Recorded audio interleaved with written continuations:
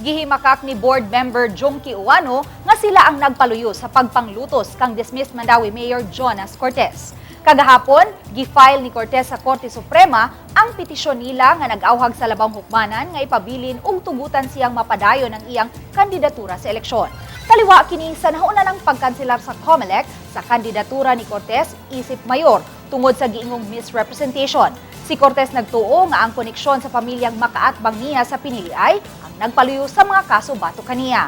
Maong nang hinaot lang siya nga makadagan gihapon sa pinili ay kay adto na mahibaw-an kung kinsa gyud ang pilion sa mga tao. Yung kalaban ko, si Jonkie Ouano, bilas ni Speaker Cortes. At first, I was suspended for 1 year. Ulan pa sa kanila. I was dismissed. Eh ngayon naman, i-cancel yung certificate of candidacy ko. Ang gusto ko lang, patas ang laban.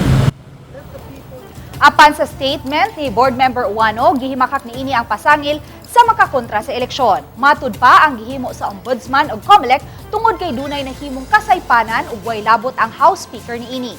Dugang niya usa lang si Cortes sa mga kandidato nga gi-challenge ang COC.